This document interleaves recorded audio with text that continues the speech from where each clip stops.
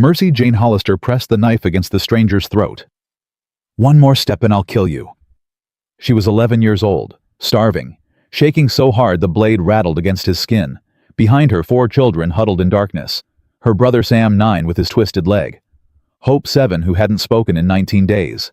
Toby, 6, the colored boy everyone wanted gone. And Faith, 4 years old, burning with fever, maybe dying. The stranger didn't flinch. "Go ahead," he said. "But if you kill me, who's going to save your sister? Stay with us until the very end. Drop a comment with your city so we can see how far this story travels. Hit subscribe.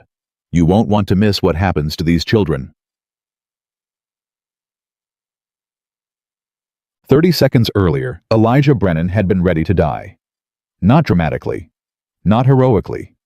Just quietly, in a frozen ditch somewhere between nowhere and nothing, the way men like him were supposed to go. 4 years of running. 4 years of whiskey and guilt, and waking up screaming his daughter's name. Rosie. 5 years old, burned alive while he was off chasing cattle. The war hadn't killed him. Gettysburg hadn't killed him. But that fire in Kansas had murdered everything that mattered. So when Eli rode into Silver Creek, Wyoming territory that December evening, he wasn't looking for redemption. He was looking for a saloon, a bottle, and maybe a reason to stop breathing by morning. Then he heard the women talking. "Those Hollister orphans won't last another week. Reverend Blackwood's coming Tuesday, taking them east. Best thing for them. 5 children, no parents, middle of winter. What else can anyone do?"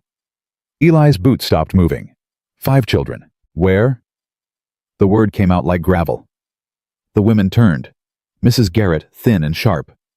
Mrs. Perkins, soft and guilty. They looked at him the way frontier women looked at drifters measuring threat, calculating worth. "Miller's cabin," Mrs. Garrett said. "Edge of town. But don't bother yourself, mister. They're spoken for." Spoken for? The Children's Aid Society. Reverend Blackwood runs it, takes orphans to good families back east. Eli knew about those good families.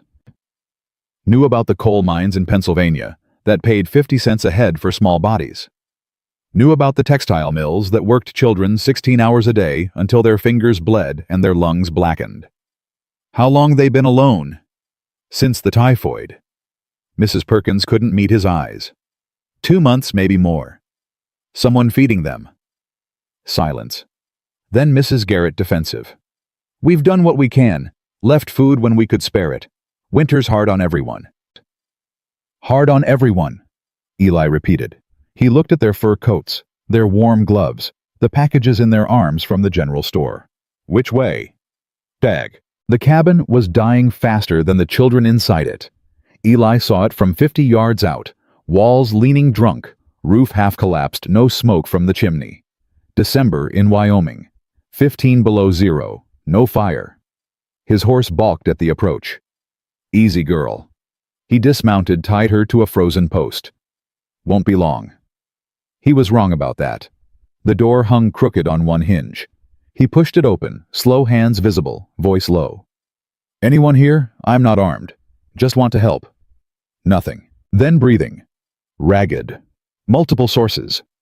And underneath it, a sound that made his stomach drop, the wet rattle of a child fighting for air. "I'm coming in."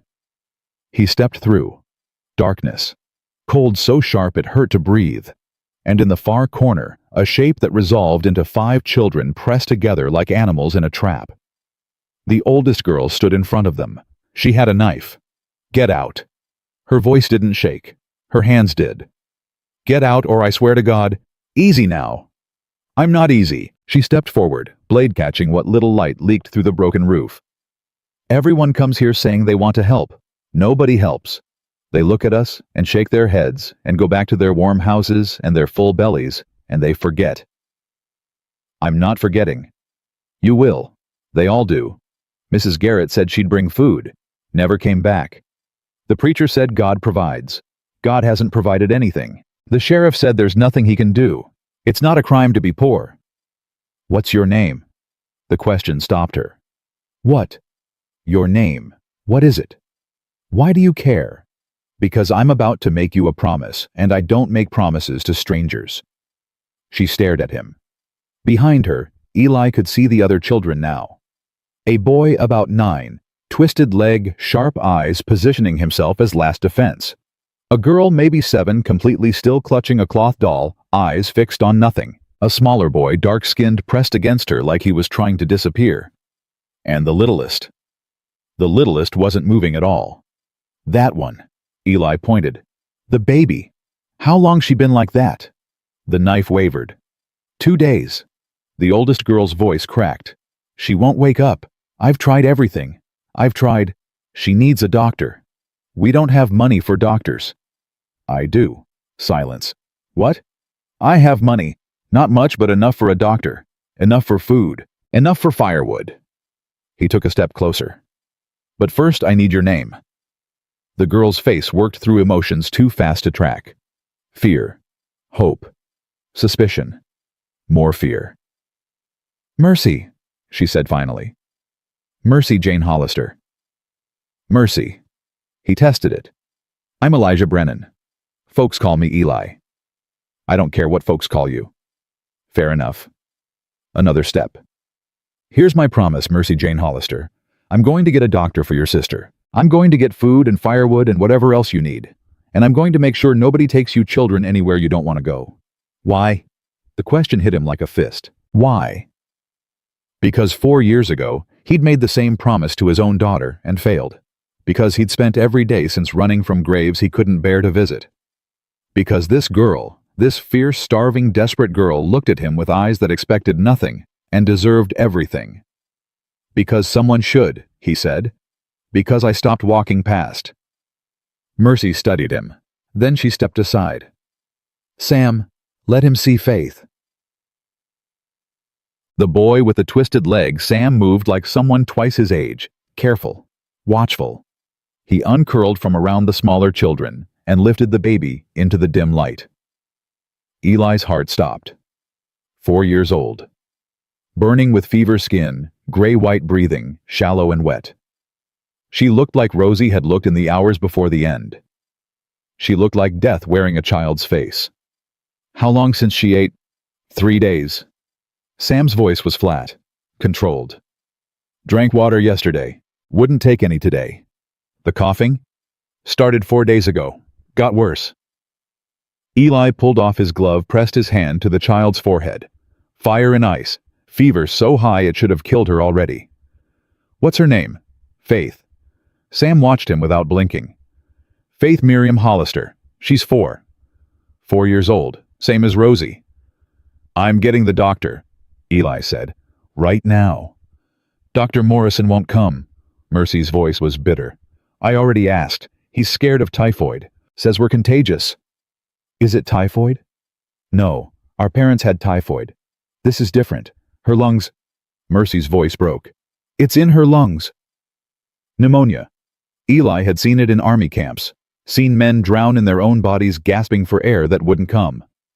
Morrison's coming whether he wants to or not. He turned for the door. Wait. The dark-skinned boy spoke for the first time. Small voice. Careful.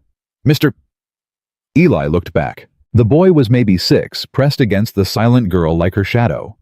His skin was brown as good earth, his eyes huge and watchful. What's your name, son?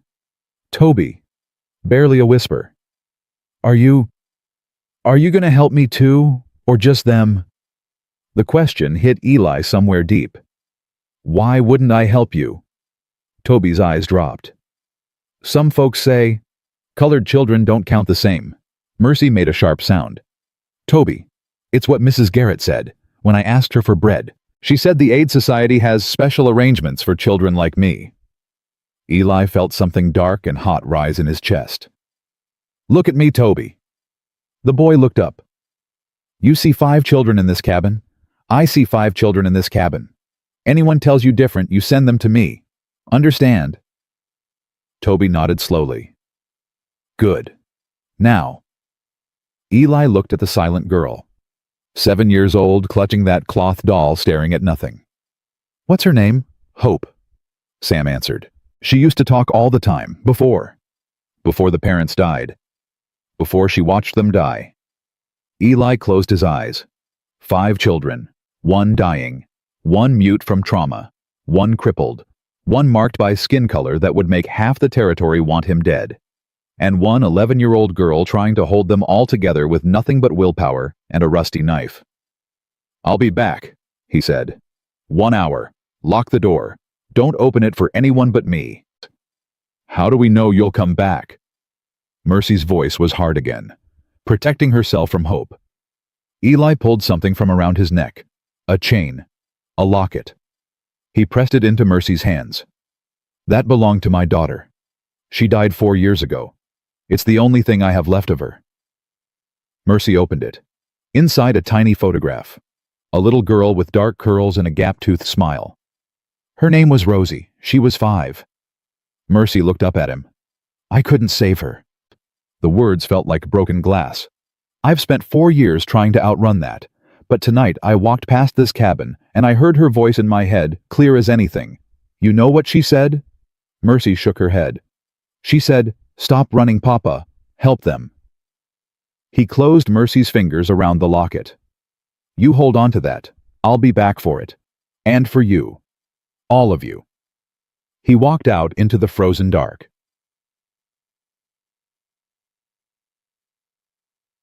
The saloon was warm and loud and full of people who weren't thinking about 5 children freezing to death a quarter-mile away. Eli spotted the doctor immediately.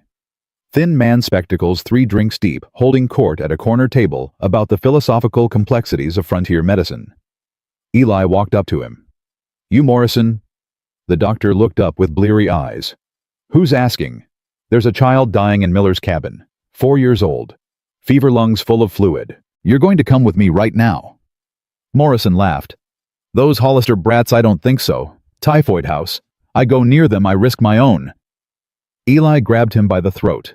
The saloon went silent. "Let me explain something." His voice was quiet, conversational. "That child is going to see a doctor tonight. You can walk there on your own feet, or I can drag you by your hair. Pick." "This is assault, Sheriff." A chair scraped, boots on wood, a voice like rusted iron. "What's going on here?" Eli didn't let go of Morrison's throat, didn't turn around. "Sheriff, this man is choking me." "I can see that. Question is why?" 5 children are dying in Miller's cabin," Eli said.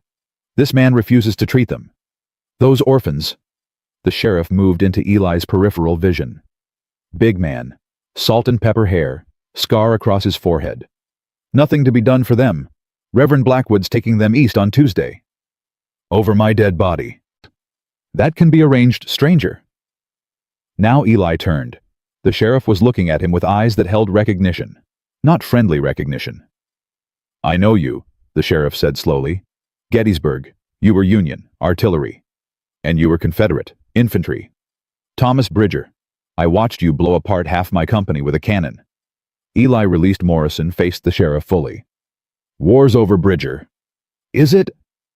The sheriff's hand rested on his pistol. "Seems to me you're still fighting something."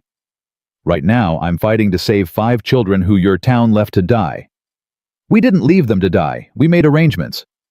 "You made arrangements to ship them east like cattle, to factories and workhouses and God knows what else. That's not saving them. That's selling them." Bridger's jaw tightened. "You don't know anything about this town or those children." "I know what I saw. 5 kids alone in a cabin with no fire, no food, and a 4-year-old drowning in her own lungs. I know your good people walk past every day and tell themselves it's someone else's problem. You're a stranger here. You've got no right." "I've got no right." Eli stepped forward. The whole saloon was watching now. "I've got no right to care about children starving to death. I've got no right to demand a doctor treat a dying child. What rights do I need?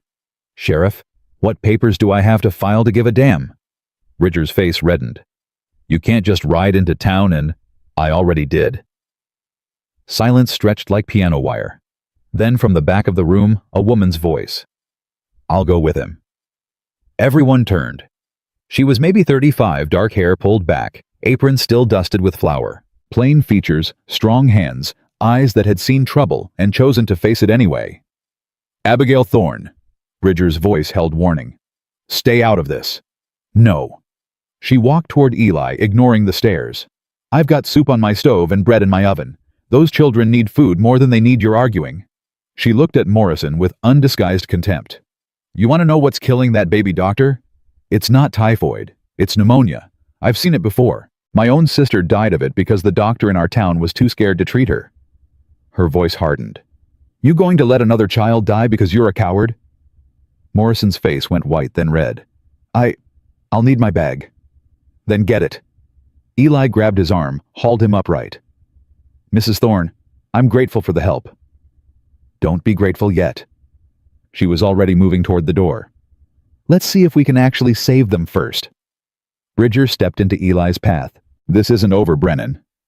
"Never thought it was." They held each other's gaze for a long moment. Old enemies, old wounds, something unresolved simmering underneath. Then Bridger stepped aside. "We'll talk tomorrow. About those children. About what happens next." "Looking forward to it." Eli walked out into the frozen night with a drunk doctor stumbling behind him and a baker's widow leading the way. The next hour was controlled chaos. Morrison sobered by cold and fear examined Faith with shaking hands, while Abigail built up the fire and heated soup on a salvaged pot. Eli split firewood until his arms screamed hauled water from the frozen creek made trip after trip to Abigail's bakery for blankets and bread and anything else that might help. The other children watched in silence. Sam positioned himself where he could see everything, cataloging, calculating. Mercy hovered near Faith, refusing to let her sister out of sight. Toby pressed close to Hope, the two smallest conscious ones clinging to each other like survivors of a shipwreck. And Hope. Hope sat in the corner with her doll eyes open, seeing nothing. "It's not typhoid," Morrison announced finally. "Pneumonia, like Mrs. Thorne said. Serious but treatable if we're not too late." "Are we too late?" Mercy's voice was barely a whisper. "I don't know. Next few hours will tell." Morrison pulled bottles from his bag. "I need clean water, hot as you can make it, and someone needs to keep her warm. Body heat's best." "I'll do it." Mercy reached for Faith. "No." Eli's voice surprised even himself. "You've been keeping them alive for 2 months. Tonight someone else takes a shift." "But, Mercy." He crouched down to her level. "You're 11 years old. You've done more than most adults would do, but you're exhausted. You can't help Faith if you collapse." "I won't collapse." "You're shaking." She looked down at her hands, trembling. She hadn't even noticed. "I can't stop," she said quietly. "If I stop, I'll fall apart." "Then fall apart. I'll catch you." Mercy stared at him. "Why are you doing this?" Her voice cracked. "You don't know us. You don't owe us anything. People don't just... They don't just... Don't just what? Care." The word came out broken. "People don't just care about strangers." Eli thought about Rosie, about the stranger who'd helped him and his father after his mother died, about all the times he'd walked past people who needed help because stopping meant feeling, and feeling meant hurting. "Maybe they should," he said. "Maybe I should have a long time ago. Maybe if I'd been better at caring about strangers, I wouldn't have spent 4 years running from myself." He held out his hand. "Let me take Faith. You get some sleep. I'll wake you if anything changes." Mercy looked at his hand like it was a puzzle she couldn't solve. Then she took it. The night stretched endless. Eli sat with Faith in his arms, her small body burning against his chest, counting every ragged breath like a prayer. Abigail stayed feeding the fire, checking the other children, proving herself worth more than the whole rest of the town combined. Around midnight, Sam limped over and sat beside Eli. "You were in the war." It wasn't a question. "Union, artillery." "Kill anybody?" "Yes." Sam nodded, processing. "My pa was too young for the war. He was 13 when it ended. But he used to say the men who came back weren't the same men who left. He was right about that. You one of those men, the ones who came back wrong." Eli looked at this 9-year-old boy with his twisted leg and his ancient eyes. "Yeah, I'm one of those." "So why should we trust you?" "Fair question." Eli wished he had a better answer. "You shouldn't. Not yet. Trust gets earned over time." He adjusted Faith in his arms. "But I'll tell you what I told your sister. I'm not leaving. Not tonight. Not tomorrow. Not until I know you're safe." "That's just words. Words are cheap. Showing up is what costs something." Sam studied him for a long moment. My pa used to say that, almost exactly that. Smart man. He's dead. I know, I'm sorry. Sam's face didn't change, but something behind his eyes shifted. The Reverend comes Tuesday. Blackwood. He's got papers that say he can take us. Legal papers. Papers can be challenged. With what? You're a stranger. We've got no other family. The law says orphans go to whoever claims them, and Blackwood's claimed us. Then I'll fight the law. How? Eli didn't have an answer. But before he could admit it, Faith stirred in his arms. Her eyes opened, fever-bright, confused, but open. Mama. His heart cracked. No, sweetheart, not Mama. Where's Mama? Such a small voice, such a big question. Your mama's not here right now. But your sister's here, your brothers. They've been taking care of you. Faith's lip trembled. Her hand reached up, touched his face. You're scratchy. Despite everything, Eli almost smiled. Yeah, haven't shaved in a while. Papa was scratchy too. Was he? He gave the best hugs, scratchy hugs. Her eyes started to close. Will you stay like Papa used to? The question hit him like cannon fire. He thought about Rosie asking the same thing. Promise you'll stay, Papa. Promise. He'd promised. He'd lied. He'd left. Yeah, he heard himself say. I'll stay. Faith's tiny fingers curled around his thumb. She was asleep again in moments. But Eli sat there until dawn, holding that hand, feeling his dead heart beat for the first time in 4 years. Morning came gray and bitter. Faith's fever had broken in the night. Morrison, who'd dozed in the corner, examined her again and declared her out of immediate danger. He left with a reminder that he expected payment, and Eli let him go without violence, which was more than the man deserved. Abigail stayed. I've got to open the bakery, she said, gathering her things. But I'll bring food at midday, proper food, not scraps. Mrs. Thorne? Abigail. She paused at the door. You did a good thing last night, Mr. Brennan. This town, we've let these children down. All of us. I've walked past this cabin a dozen times thinking someone else would handle it. Her voice tightened. I won't be walking past anymore. She left. Eli turned to find all 5 children watching him. Mercy exhausted, but alert. Sam calculating. Hope silent, as always, clutching her doll. Toby hopeful and scared in equal measure. Faith weak, but awake, still holding his hand. What now? Mercy asked. Good question. Reverend Blackwood was coming Tuesday. 5 days. Legal papers, legal authority, a whole system designed to turn children into commodities. Now we figure out how to fight, Eli said. Fight who? Sam asked. Fight what? The Reverend's got the law on his side. The town won't help us. We've got nothing. You've got me. You're one man. One man's enough if he doesn't quit. Mercy stepped forward. She was still holding his locket, he realized. Rosie's locket. Last night you said your daughter told you to help us. I did. Did she really? Eli met her eyes. I don't know. Maybe it was her voice. Maybe it was my own guilt. Maybe it was just the wind. He took a breath. But I know what I heard, and I know what I'm going to do. I'm going to fight for you. All of you. And I'm not going to stop until you're safe. Mercy looked at the locket in her hands. Then she held it out to him. Keep it. He closed her fingers around it. Hold on to it until this is over, then give it back to me. Why? Because as long as you have it, you'll know I'm coming back. Something shifted in Mercy's face. Not trust, not yet, but the beginning of something that might become trust if given time. 5 days, she said. 5 days. What are we going to do? Eli looked at these children, this broken, beautiful, impossible family that had somehow become his responsibility. Whatever it takes. Outside, the wind howled across Silver Creek. And somewhere in town, Reverend Cornelius Blackwood was already counting the money 5 orphans would bring. The first day after the fever broke, Eli learned what it meant to be needed. Faith wouldn't let go of his hand. Every time he tried to pull away, her small fingers tightened, and her eyes filled with panic. So he sat with her through the morning, feeding her broth 1 spoonful at a time, while Mercy watched from across the cabin, with an expression he couldn't read. "She thinks you're Papa," Sam said quietly, settling beside them with his bad leg stretched out. "She's too young to understand he's not coming back."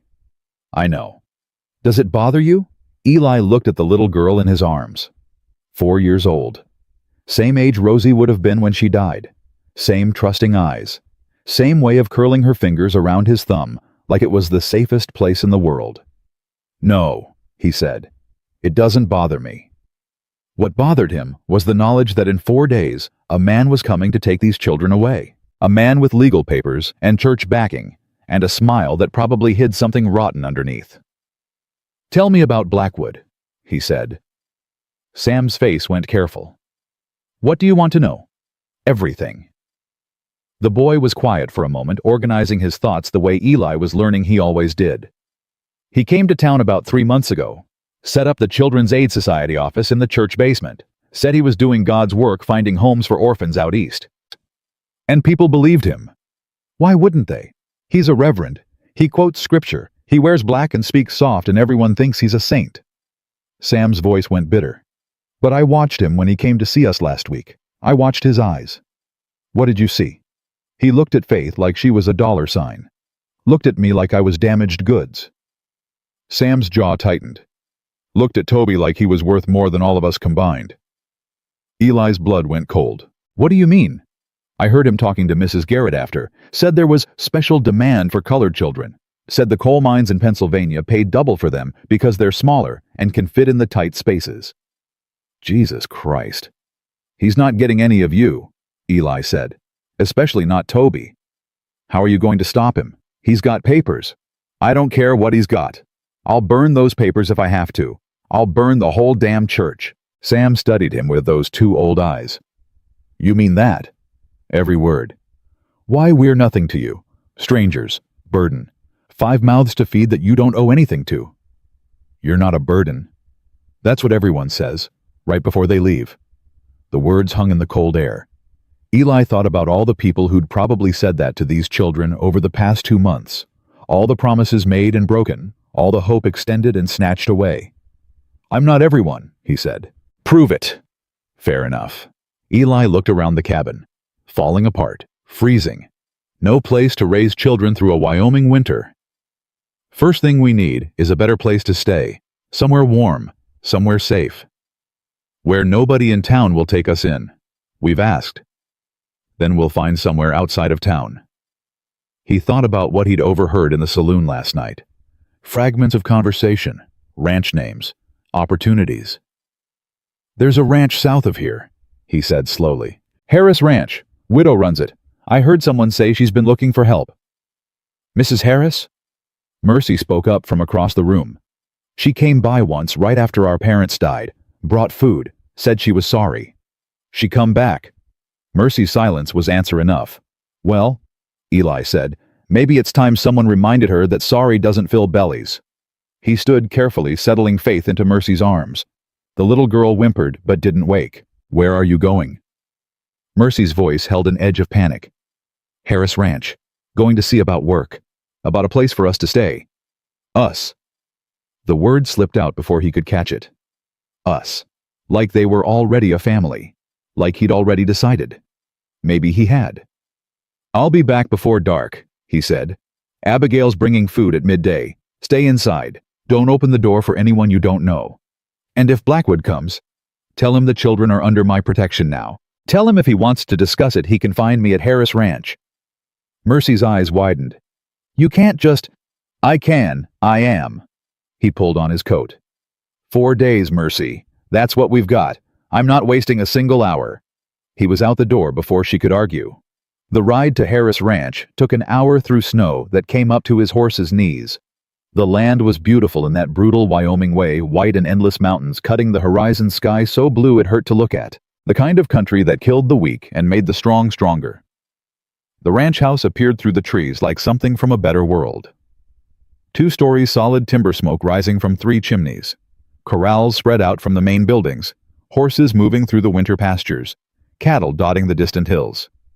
Money. Stability. Everything those children needed. Eli dismounted at the front porch and knocked. The woman who answered was maybe 60, gray-haired, sharp-eyed, with the weathered look of someone who'd spent a lifetime fighting the frontier and winning. "Help you, Mrs. Harris."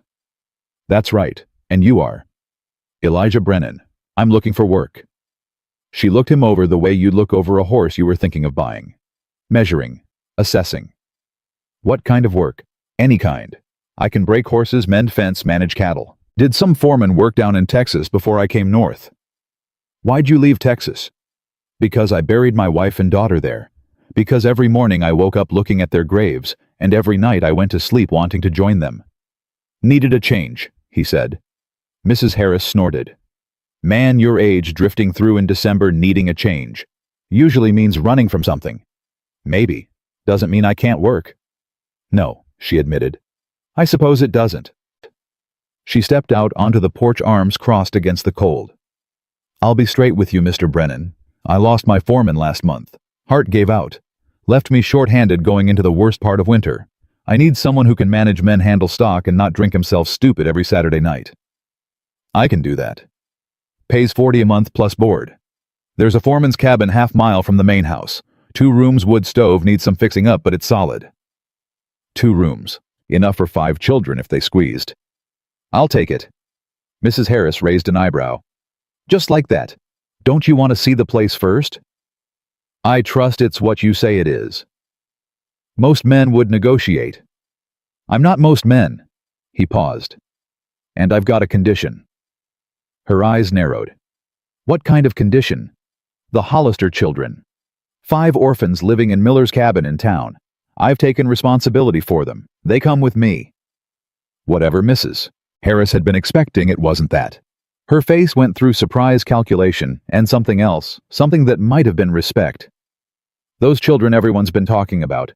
"Yes, ma'am." "The ones Reverend Blackwood's supposed to take east." "The same." "And you think you can just claim them against a man with legal papers and church backing?" "I don't think anything. I know what I'm going to do." Mrs. Harris studied him for a long moment. "You know those children include a colored boy. Toby, he's 6. Having him here would cause talk. Some of my hands might not like it." "Then they can find work elsewhere." A smile flickered across her weathered face.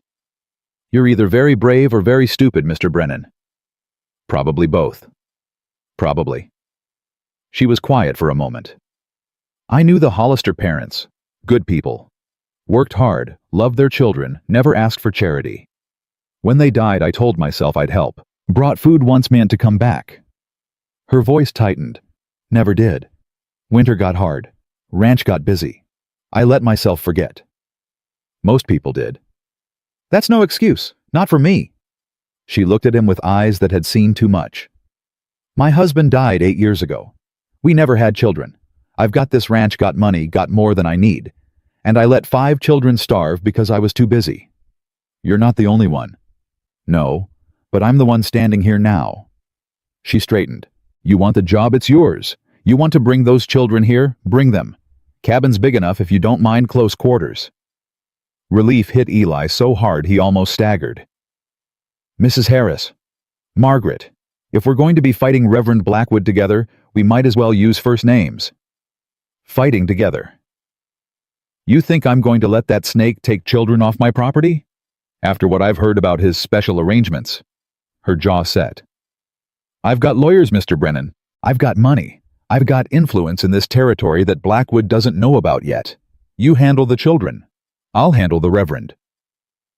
For the first time in 4 years, Eli felt something that might have been hope. "Why?" he asked. "Why help us?" Margaret Harris looked out at her land, at the snow and the mountains, and the endless sky. "Because I've spent 8 years since my husband died just surviving, building the ranch, making money, keeping busy, so I didn't have to think about how empty this house is." She turned back to him. "Maybe it's time I did something that matters. Maybe those children are my chance to make up for all the times I walked past when I should have stopped." She held out her hand. "We have a deal, Mr. Brennan." Eli shook it. "We have a deal." He rode back to town faster than was safe, his mind racing with plans. Get the children to the ranch, get them settled, then deal with Blackwood. 4 days. Suddenly, it felt like enough. The cabin was warm when he returned. Abigail had been there. He could smell fresh bread and soup. The children were huddled around the fire, Faith sleeping in Mercy's lap, Hope still clutching her doll, Toby and Sam playing some quiet game with pebbles. "You're back." Mercy's voice held relief she was trying to hide. "Told you I would be." "What happened?" Eli crouched down so he was level with all of them. "I found us a place to stay. Harris Ranch south of town. There's a cabin. 2 rooms, wood stove, solid roof. Mrs. Harris is going to help us fight Blackwood." Sam's head came up. "Fight how?" "She's got lawyers, money, influence. She thinks she can challenge his claim." "On what grounds?" "I don't know yet, but it's more than we had this morning." Mercy's arms tightened around Faith. "When do we go?" "Tomorrow. First light. I want us off town property before Blackwood knows we've moved." "What about our things?" Sam gestured around the cabin. "Our parents' things." Eli looked at the meager possessions scattered around the room. A few clothes, some books, a photograph in a cracked frame. "We take what we can carry. Everything that matters." "It all matters." Mercy's voice cracked. "It's all we have left of them." Eli understood that. God, how he understood. "Then we take it all, every last piece." That night, they packed by firelight. Mercy wrapped her mother's china teacup in cloth hands, trembling. Sam organized his father's books by size, making them easier to carry. Even Toby helped folding clothes with careful precision. Only Hope sat apart, clutching her doll, watching without seeing. Eli knelt beside her. "Hope, nothing. We're going somewhere safe tomorrow. A ranch with horses and warm rooms and plenty of food. Would you like that?" Her eyes didn't move. Her face didn't change. But her fingers tightened on the doll. "That's Patience, right, your doll?" A flicker. Barely there. "Sam told me you used to talk all the time, used to sing, used to be the brightest one of all." He kept his voice gentle. "I'm not going to ask you to talk. I'm not going to push. But I want you to know that whenever you're ready, I'll be listening." Still nothing. But Hope's hand moved slowly, carefully, until it rested on his arm. Just for a second. Then it was gone. But it was something. Morning came too fast and too bright. Eli had borrowed a wagon from Abigail's husband's old stable, loaded it with everything the children owned, and hitched his horse to the front. The children climbed in among their belongings, like refugees fleeing a war. Which Eli supposed they were. "Ready?" he asked. Mercy looked back at the cabin. The place where she'd kept her siblings alive for 2 months. The place where her parents had died. "No," she said quietly. "But let's go anyway." They rolled out of town just as the sun cleared the mountains. Eli kept watch, half expecting Blackwood to appear from some shadow, waving his papers, demanding his property. But the streets were empty. The good people of Silver Creek were still in their warm beds, not thinking about 5 orphans, or the stranger trying to save them. Just as well. The ranch road was rough but passable. Faith slept against Mercy's shoulder. Sam cataloged everything they passed with those sharp eyes. Toby kept up a quiet commentary for Hope, pointing out birds and trees, and the way the snow sparkled in the sunlight. "Look, Hope, a hawk. See how it circles? Papa used to say hawks were good luck." Hope didn't respond, but she looked where Toby pointed. Progress. The foreman's cabin appeared through the trees exactly as Margaret had described. Small but solid smoke already rising from the chimney where someone had come ahead to start a fire. 2 rooms, wood stove, shuttered windows. Nothing fancy, but it was theirs. "This is it." Mercy's voice was uncertain. "This is it." She looked at the cabin, then at Eli, then back at the cabin. "It's so small." "It's warm. It's safe. It's ours." He helped her down from the wagon. "That's more than we had yesterday." The inside was sparse, but clean. Someone Margaret's doing, he assumed, had stocked the shelves with food, laid out blankets on the beds, even left flowers in a jar on the table. Dried winter flowers, but flowers nonetheless. Faith woke as they carried her inside. "Where are we?" "Home," Eli said. The word felt strange in his mouth. He hadn't called anywhere home in 4 years. "Home," Faith repeated, tasting it. Then she smiled, the first real smile he'd seen from her. "I like home." They spent the day settling in. Mercy organized the kitchen with the efficiency of someone who'd been running a household for 2 months. Sam claimed a corner for his books. Toby appointed himself Faith's official guardian, keeping her entertained with stories and games. And Hope sat by the window watching the snow, holding her doll somewhere far away. Eli found himself watching her. "She'll come back," Mercy said quietly, appearing beside him. "She just needs time." "How do you know?" "Because she's still here. Still breathing. Still holding on to patience." Mercy's voice was old beyond her years. If she'd given up completely, she would have let go of that doll. It was Mama's last gift to her. Eli thought about his locket, about how he'd held onto it for 4 years, like it was the only thing keeping him tethered to the world. "Yeah," he said. "I understand that." Around midday, Margaret Harris rode up to the cabin. She brought more supplies, winter clothes for the children, boots that actually fit a ham that made Mercy's eyes go wide. But she also brought news. "Blackwood knows you've moved." Eli's jaw tightened. "How?" "Mrs. Garrett saw your wagon leaving town. Told the Reverend within the hour." Margaret's expression was grim. "He's not happy. Came to my ranch office demanding to know what I thought I was doing harboring his children." "What did you tell him?" "I told him these children aren't his. Never were his. And if he wants to discuss their future, he can do it through my lawyers." "How'd he take that?" "About as well as you'd expect. Quoted scripture at me. Threatened to bring the matter before the territorial judge." She paused. "He also mentioned you specifically. Said you're an outsider with no legal standing. Said any claim you make can be challenged and overturned." "He's right about one thing. I am an outsider. You're also the only person who stepped up for these children. That counts for something."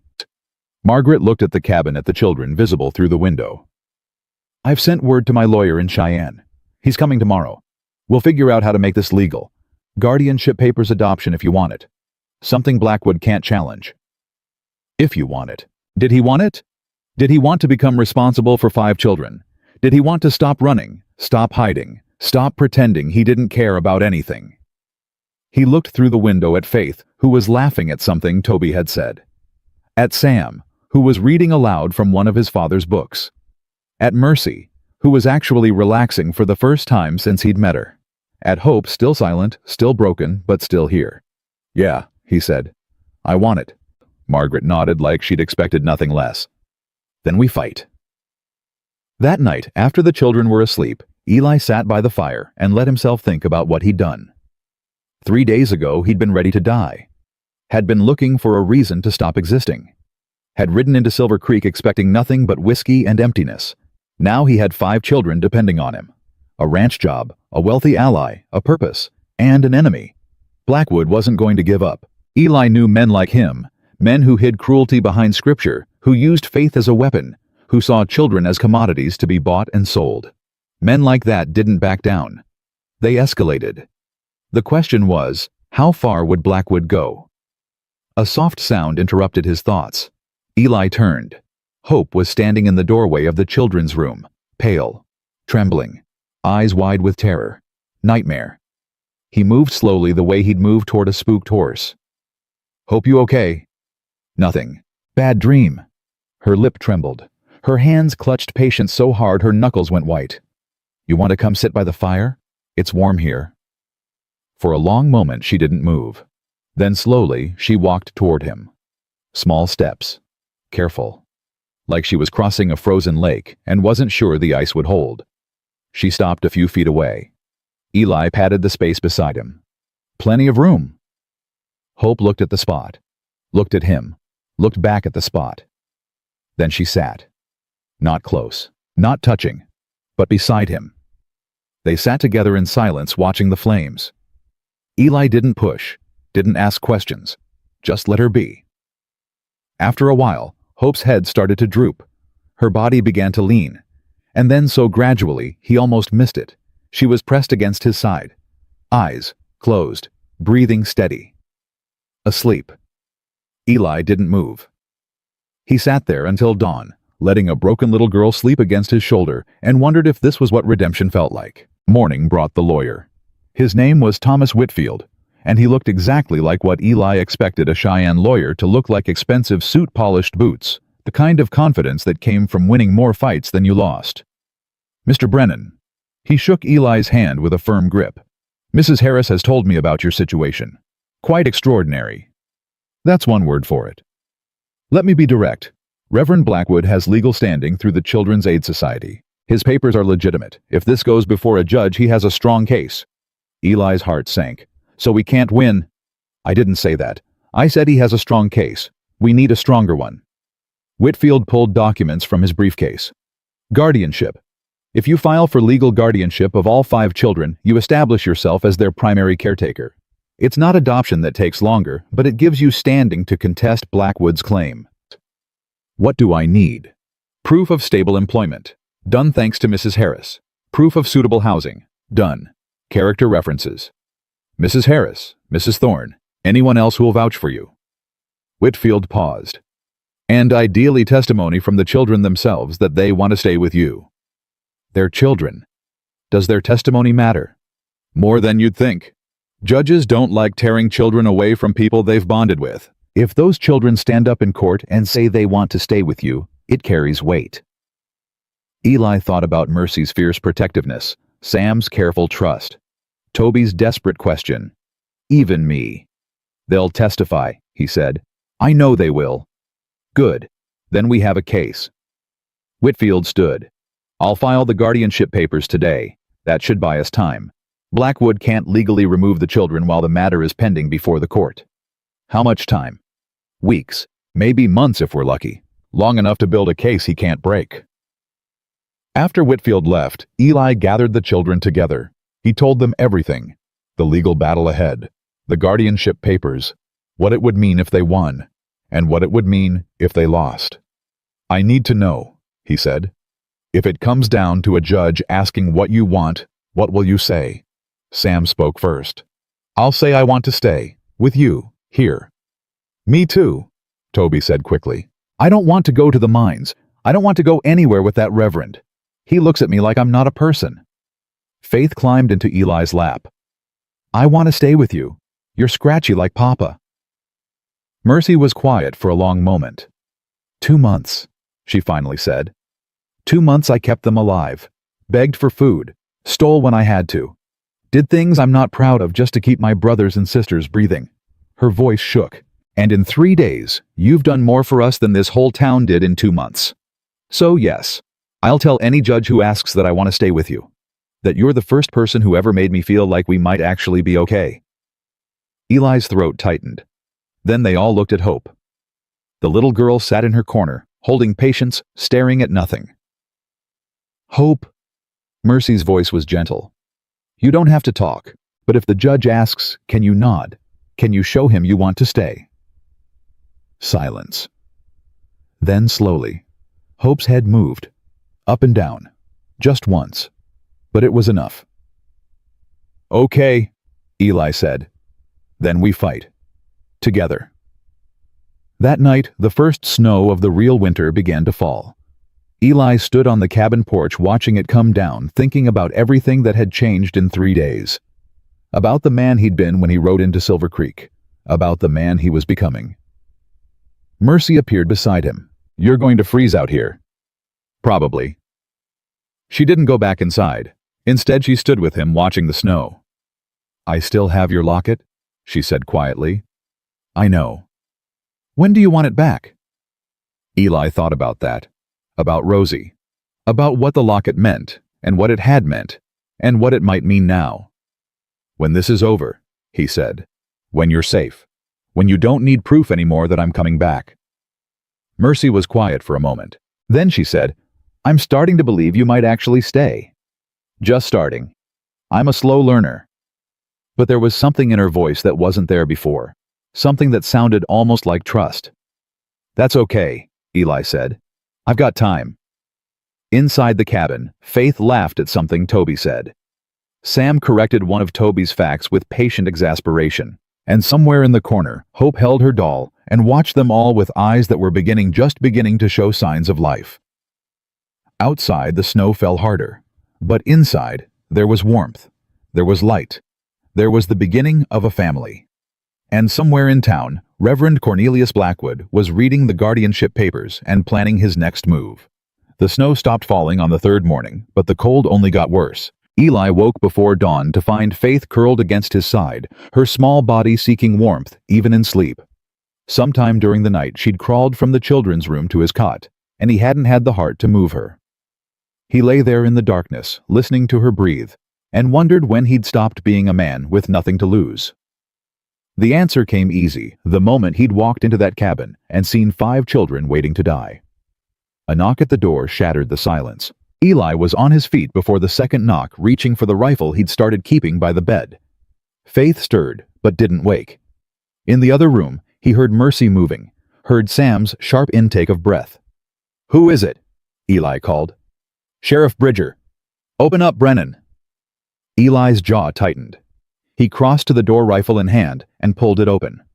Bridger stood on the porch, breath fogging in the frozen air.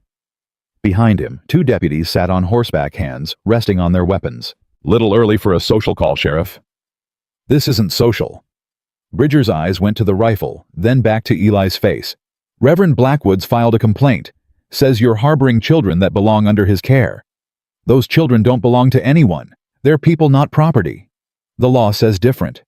"Then the law's wrong." Bridger's expression didn't change, but something flickered in his eyes. "You know I could arrest you right now. Obstruction. Interference with a legal custody arrangement. You could try?" The 2 men stared at each other. Old enemies. Old wounds. The war might have ended 15 years ago, but some battles never stopped.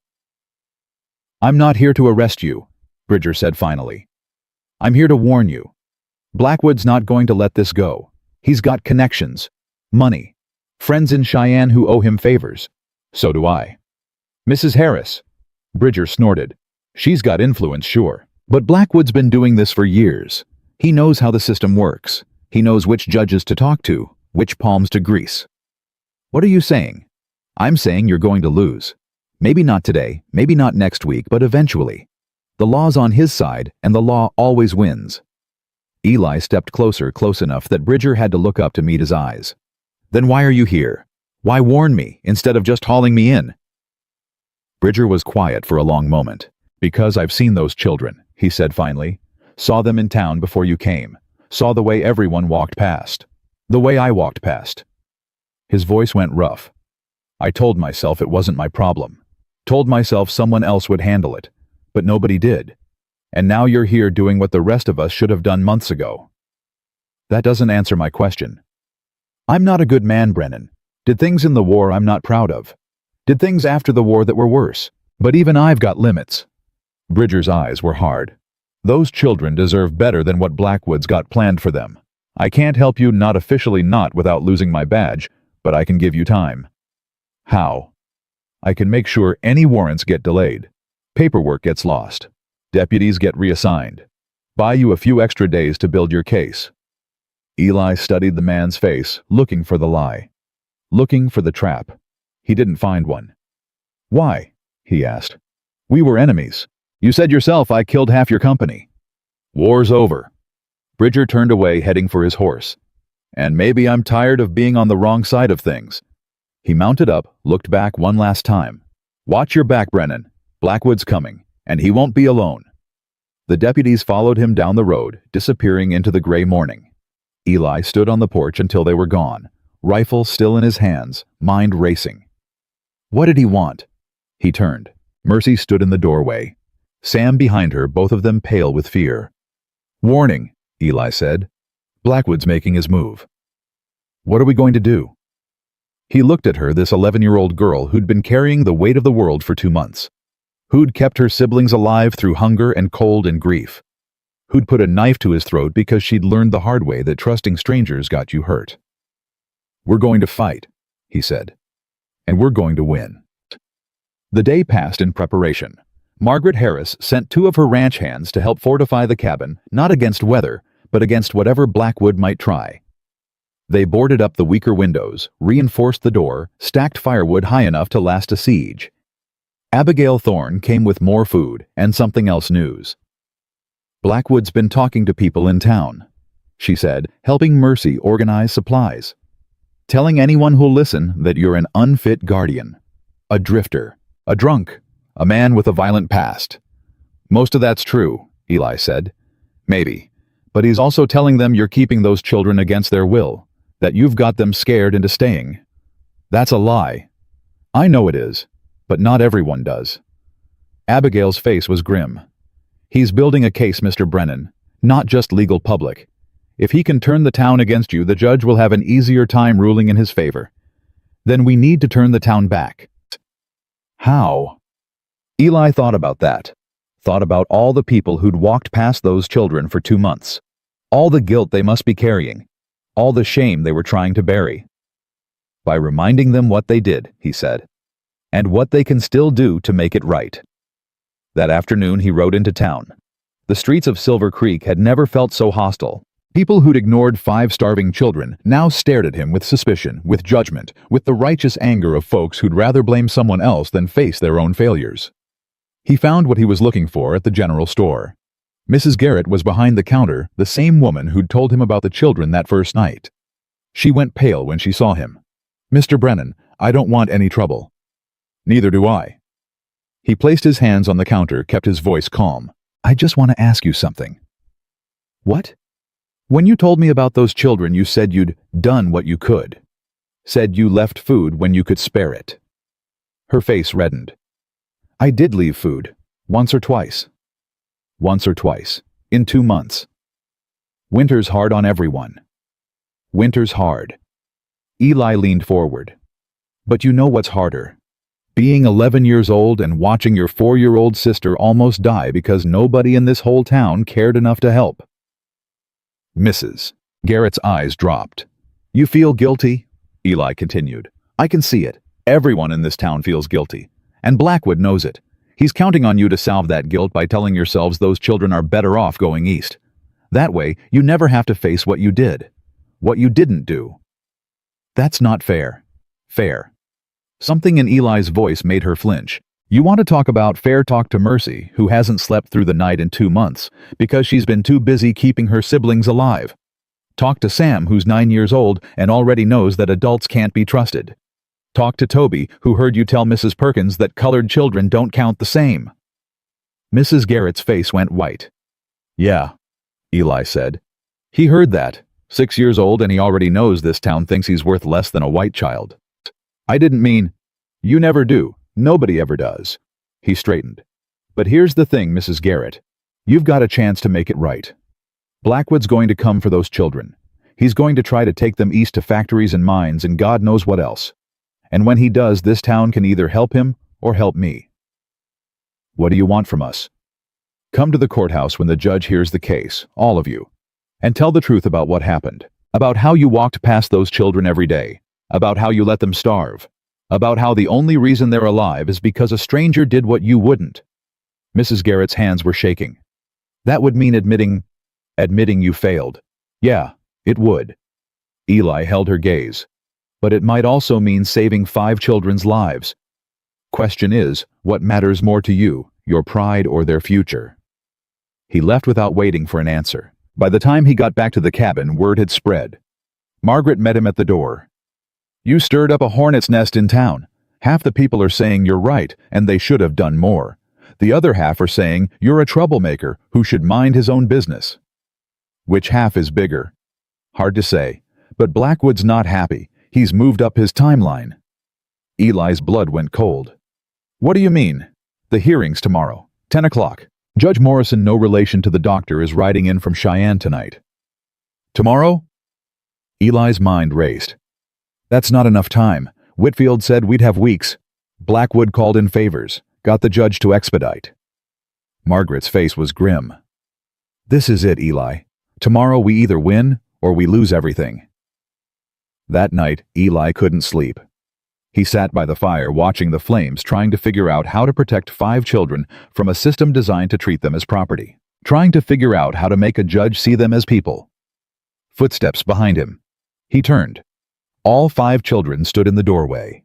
Mercy in front, Sam beside her, Toby and Faith holding hands, and Hope, who'd been silent for weeks, who'd barely acknowledged anyone's existence, who'd retreated so far into herself that Eli had wondered if she'd ever come back. Hope was looking at him, not through him, at him. "We couldn't sleep," Mercy said. "We heard you and Mrs. Harris talking." The hearing's tomorrow, Sam added. We know. Eli rubbed his face. You shouldn't have heard that. Why? Because we're children. Mercy's voice was sharp. We've been through more than most adults in this town. We can handle knowing what's at stake. She's right. Sam settled into a chair, stretching out his bad leg. We need to know what we're facing. All of it. Fair enough. They'd earned that much. The judge is coming tomorrow, Eli said. He's going to decide whether you stay with me or go with Blackwood. What are our chances? Sam asked. Honestly, I don't know. Whitfield says we have a case, but Blackwood's been doing this for years. He knows the system. So we might lose. We might. Faith climbed into Eli's lap the way she'd been doing every night. I don't want to go with the scary man. He has mean eyes. I know, sweetheart. Can't you make him go away? I'm trying. Toby stepped forward, his small face serious. Mr. Eli, if we lose, if the judge says we have to go with Reverend Blackwood, what happens then? Eli thought about lying, thought about softening the truth. But these children had been lied to enough. Then we run, he said. All of us. We pack what we can carry, and we disappear. Head west, find somewhere nobody knows us, start over. You'd do that. Mercy's voice was barely a whisper. Give up everything for us. I'd do more than that. Eli met her eyes. I'd burn down every courthouse in the territory if that's what it took to keep you safe. Silence. Then Mercy did something she'd never done before. She crossed the room and hugged him. It was awkward. She was 11 and had forgotten how to accept comfort, but it was real. Eli wrapped his arms around her and felt her shake with sobs she'd been holding back for months. I'm so tired, she whispered into his chest. I'm so tired of being scared all the time. I know. I don't want to be brave anymore. I don't want to be the strong one. I just want to be a kid. Then be a kid. He held her tighter. Let me be the strong one for a while. The dam broke. 2 months of grief and fear and exhaustion poured out of her in racking sobs. Sam moved closer, put his hand on her back. Toby pressed against Eli's side. Faith wrapped her small arms around Mercy's waist. And Hope. Hope walked across the room slow and careful, like she was learning to move again. She stopped beside Eli, looked at her siblings crying and holding each other. Then she spoke. Don't let him take us. 4 words. The first word she'd said in almost 3 weeks. Everyone went still. Hope. Mercy pulled back, tears streaming down her face. Hope, you talked. Don't let him take us. Hope's voice was rusty, broken, but real. Please, I don't want to go. Eli reached out, pulled her into the embrace with the others. I won't, he said. I swear to God I won't let him take you. They stayed like that for a long time, 6 people holding on to each other in a small cabin while the winter wind howled outside. Eli felt something shift inside him, something that had been frozen for 4 years, finally beginning to thaw. These weren't just children he was protecting. They were his children, his family, and he would die before he let anyone tear them apart. The morning of the hearing dawned gray and bitter. Eli dressed the children in their best clothes, the ones Margaret had bought, the ones that actually fit. Mercy braided Faith's hair with trembling fingers. Sam polished his father's pocket watch until it gleamed. Toby stood straight and tall, refusing to let anyone see his fear. And Hope held Eli's hand the whole way to town. The courthouse was packed. Mrs. Garrett was there. Mrs. Perkins, Abigail Thorne, Sheriff Bridger standing in the back with his arms crossed, Margaret Harris seated in the front row with her lawyer, and Reverend Cornelius Blackwood, thin and dark in his black suit, smiling like a man who'd already won.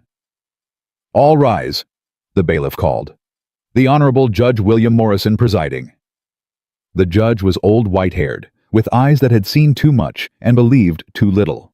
He settled into his chair, looked over the crowded courtroom, and frowned. This is a custody hearing, not a circus. I want order. Yes, Your Honor, Blackwood said smoothly. I'll be brief. The facts are simple. 5 orphan children left without legal guardians after their parents' death. The Children's Aid Society, an organization sanctioned by the church and the state, has arranged for their placement with families back east. Mr. Brennan here has no legal standing, no blood relation, and no right to interfere. The judge turned to Eli. Mr. Brennan, your response. Eli stood. His legs felt weak. His mouth was dry. Your Honor, those children were dying when I found them. Starving, freezing, abandoned by this town for 2 months. Reverend Blackwood talks about legal standing. But where was the law when those children needed help? Where was the church? Where was anyone? That's not the question before this court. It should be. Eli's voice rose. The question isn't who has papers. The question is, who actually cares about those children? Who's been feeding them, housing them, protecting them? Not Reverend Blackwood. Not the Children's Aid Society. Me. Mr. Brennan. And let me tell you something else about those families back east. Eli pointed at Blackwood. Ask him what happens to the children he places. Ask him about the coal mines that pay 50 cents a head for small bodies. Ask him about the factories that work 10-year-olds 16 hours a day. Ask him about the special arrangements for colored children. Murmurs rippled through the courtroom. Blackwood's smile never wavered. These are baseless accusations, Your Honor. I've placed hundreds of children with loving families. Then you won't mind if we call some of those families as witnesses. Everyone turned. Margaret Harris was standing. I've had my lawyers do some research, Your Honor. We've identified 14 children placed by Reverend Blackwood in the past 3 years. 7 of them have died. 3 are missing. 4 are working in conditions that would make a prison look humane. The courtroom exploded. The judge banged his gavel. Order! Order! Your Honor. Whitfield stepped forward. We request a continuance to investigate these allegations fully. No continuance. Blackwood's composure finally cracked. This is a delay tactic. These children need to be placed immediately. Why? Eli demanded. What's the rush? Unless you've got buyers waiting. How dare you? Enough. The judge's voice silenced the room. He sat back, rubbing his temples. Mr. Brennan, you filed for guardianship of these children. Yes, sir. And you have stable employment housing, the means to support them. Yes, sir. I'm foreman at Harris Ranch. I have a cabin. I have references. And the children themselves, what do they want? Eli turned to look at Mercy, Sam, Hope, Toby, and Faith seated in the front row. 5 faces. 5 children who'd survived more than any children should have to survive. Ask them. The judge leaned forward. Very well. Children approached the bench. They stood together, walked forward together, faced the judge together. I'm going to ask each of you a question. The judge said, his voice gentler now. And I want you to answer honestly.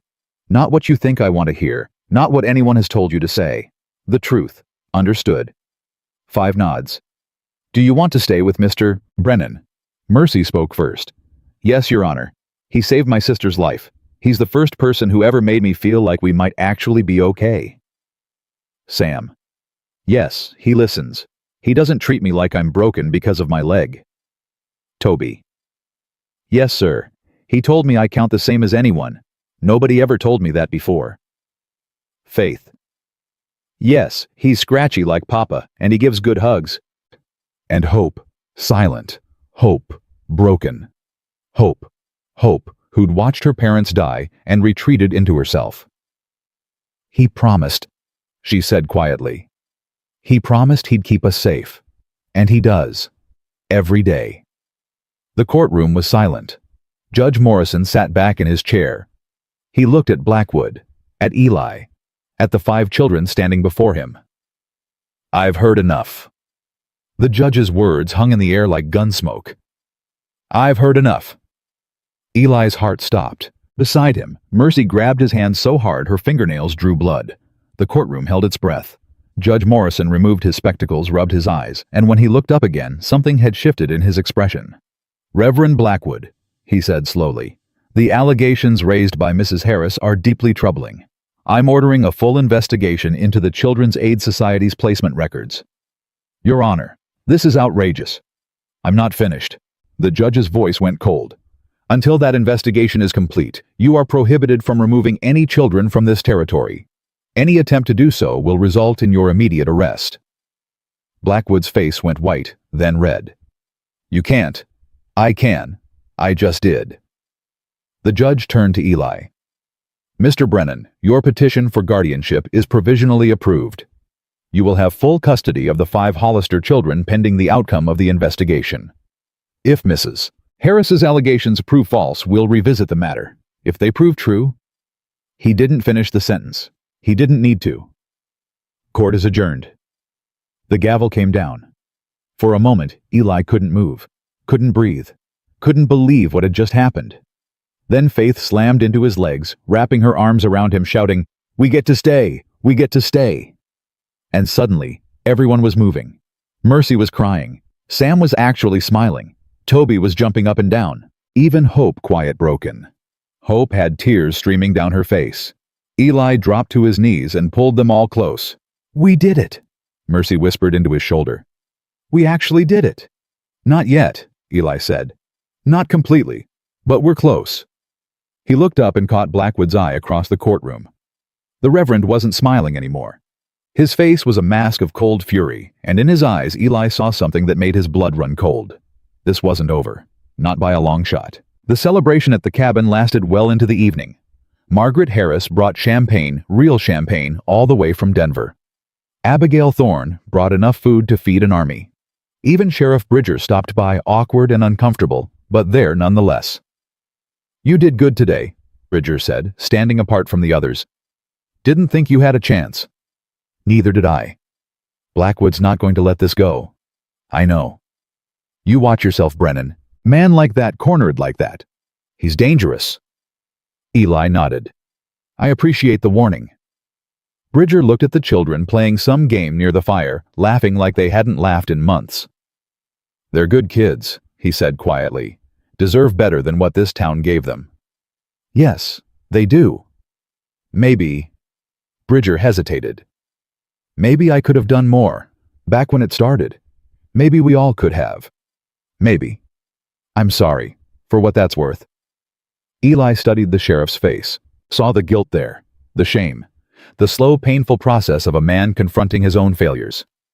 "It's worth something," Eli said finally. "Coming here tonight, admitting that, it's worth something." Bridger nodded once, then disappeared into the darkness. The party wound down around midnight. Margaret left with promises to keep the lawyers working. Abigail cleaned up the kitchen, refusing all offers of help. One by one, the children drifted off to sleep. Faith first, then Toby, then Sam. Hope lingered. She stood by the window watching the snow fall, her doll clutched against her chest. "You should sleep," Eli said gently. "I can't." "Bad dreams." She shook her head. "Good dreams. That's worse." Eli moved to stand beside her.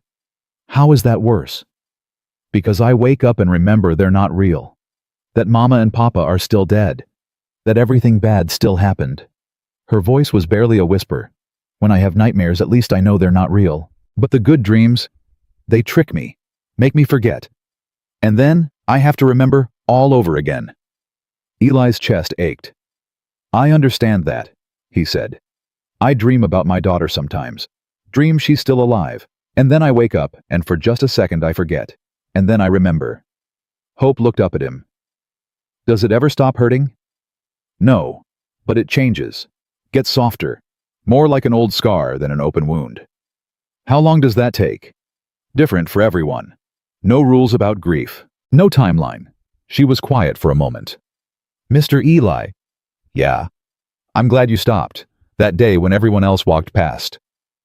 Something in Eli's throat tightened. "Me too. I wasn't ready to talk before. I was too scared, too sad. But I could hear everything, could see everything. I saw how you took care of us, how you didn't give up." "I wasn't going to give up on you, Hope, ever." "I know." She turned back to the window. "That's why I'm talking now. Because I finally believe someone's going to stay." Eli put his hand on her shoulder. She didn't flinch away. "Get some sleep," he said. "Tomorrow's going to be a long day." "Why?" "Because we've got a family to build, and that takes work." Hope nodded, walked toward the children's room, stopped at the doorway. "Mr. Eli." "Yeah. Thank you for being the one who stopped." She was gone before he could answer. The storm hit 3 days later. Not a legal storm, Not Blackwood making another move. A real storm, the kind Wyoming was famous for. The kind that killed livestock and trapped travelers and turned the world into a white hell. Eli saw it coming from the west, a wall of gray swallowing the mountains. "Everyone inside," he ordered. "Now." They'd prepared for this. Margaret had warned them that winter storms in Wyoming could last for days, could drop temperatures so low that exposed skin froze in minutes. The cabin was stocked with food, firewood, and water, but nothing could have prepared them for the sound. The wind hit like a freight train. The walls shook. The shutters screamed. Faith started crying, and Toby pressed his hands over his ears, and even Sam, logical, unflappable Sam, went pale. "It's okay," Eli said, pulling them away from the windows. "The cabin's solid. We're safe." "It sounds like it's trying to get in," Mercy said, her voice tight. "It can try. It won't succeed." They huddled around the fire, all six of them, while the storm raged outside. Eli told stories about his time in the army, the funny ones, the ones that didn't involve death and horror. Mercy told stories their mother used to tell about princes and princesses and happy endings. Sam recited facts about storms, because that's how Sam dealt with fear, by understanding it. The worst blizzard in Wyoming history was in 1856. He said, his voice too steady to be natural. Killed over 1,000 cattle and 67 people. They called it the White Death. "That's not helping, Sam," Mercy said. "I find it helpful to know what we're dealing with. Well, the rest of us find it terrifying. Fear is illogical if we've taken all reasonable precautions. Sam, I swear to God. Enough." Eli's voice cut through their bickering. "We're all scared. That's normal, but we're going to get through this together. Understood?" Two nods, reluctant but nods. The first day passed, then the second. By the third day, they'd fallen into a routine. Eli kept the fire going, checked the walls for breaches, rationed their food carefully.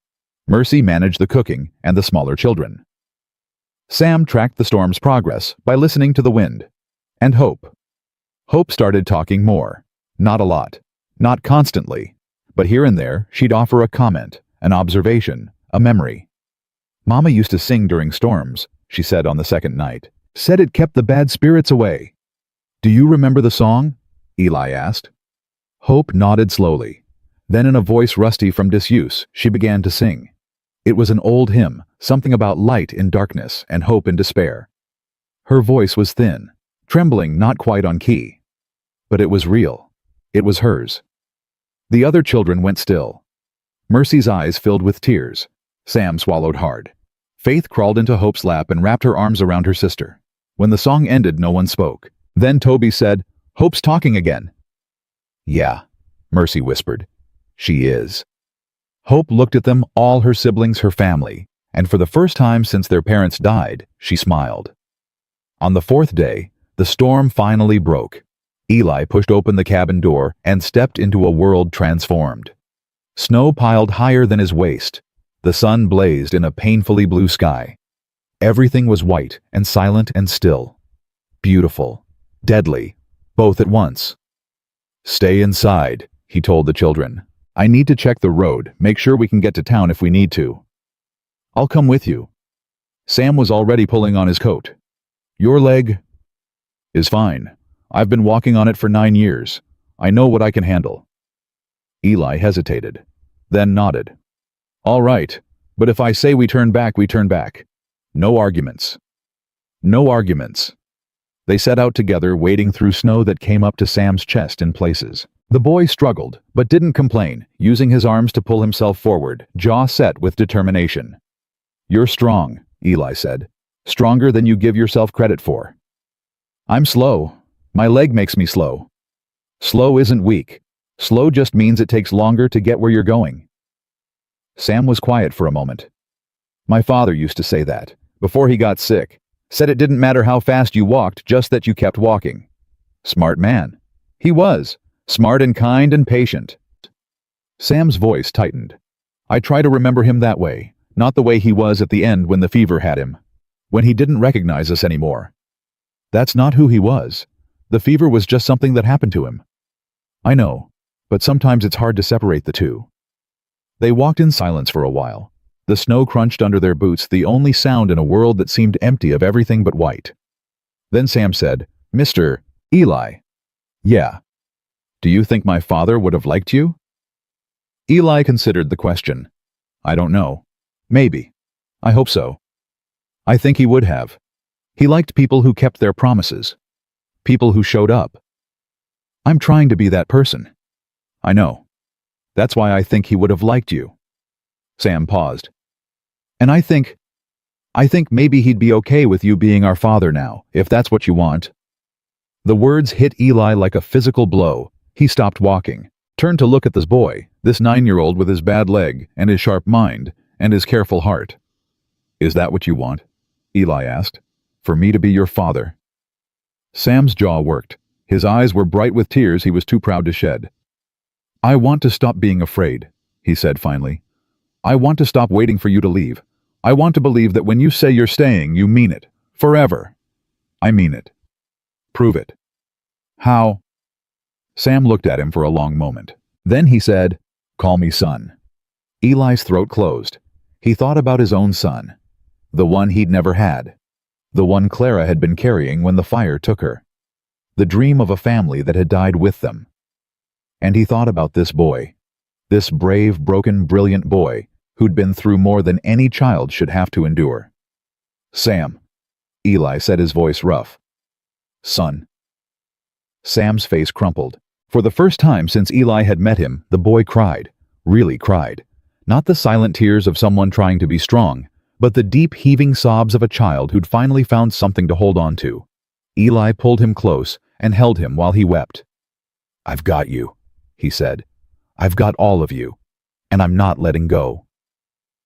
They stood there in the snow, two people who'd both lost families, who'd both been running from grief, finding something unexpected in each other, something that felt like healing, something that felt like home.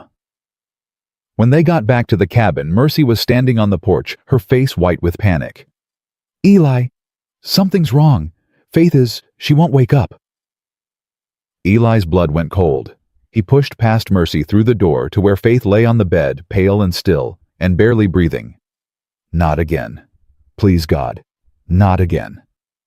He pressed his hand to her forehead. No fever. That was good. But her breathing was shallow wrong.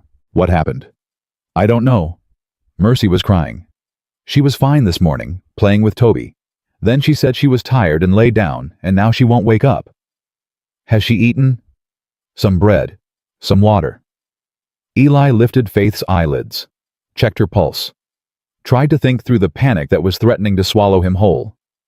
The water, he said suddenly. Where did it come from? The barrel by the door, the one we filled before the storm. Eli crossed to the barrel, lifted the lid, and his heart stopped. A dead rat floated in the water. Contaminated. The whole supply contaminated. How much did she drink? Mercy's face went gray. I don't know. A cup? Maybe 2? Jesus Christ. Eli scooped Faith into his arms. She was so light, so fragile, so terrifyingly still. I have to get her to town. To the doctor. The road's blocked. You saw it yourself. Then I'll go through the fields, around the mountains, whatever it takes. Eli, the snow. I don't care about the snow. His voice cracked. I am not losing another child. Not again. Not ever again. Mercy stared at him. Then she nodded. Go. We'll be fine here. Lock the door. Don't open it for anyone. I know. Just go. Save her. Eli ran.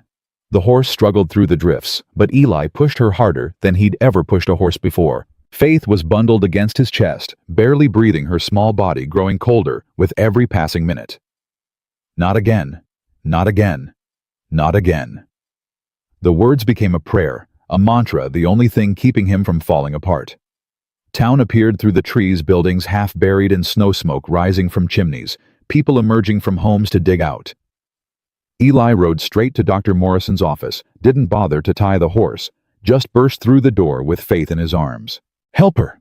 The water was contaminated. She drank it this morning. She won't wake up. Morrison took one look and went pale. Put her on the table. Now. The next hour was the longest of Eli's life. He stood in the corner of the doctor's office, watching Morrison work, praying to a God he hadn't believed in for years. Faith lay on the table, small and still, while the doctor poured charcoal down her throat, pumped her stomach, checked her pulse over and over again. "Come on," Morrison muttered. "Come on, little one. Fight." Eli's hands were shaking. His whole body was shaking. "Please, please, please." Faith coughed. It was a small sound, weak and wet, but it was the most beautiful thing Eli had ever heard. "That's it," Morrison said, relief flooding his voice. "That's it. Cough it up. Get it out of your system." Faith's eyes fluttered open. "Papa." Eli's knees nearly gave out. He crossed to the table, took her small hand in his. "I'm here," he said. "I'm right here. My tummy hurts." "I know, sweetheart. The doctor's helping you feel better." "Was I sick again?" "A little. But you're going to be okay." Faith's fingers tightened around his. "You came," she whispered. "You came to save me.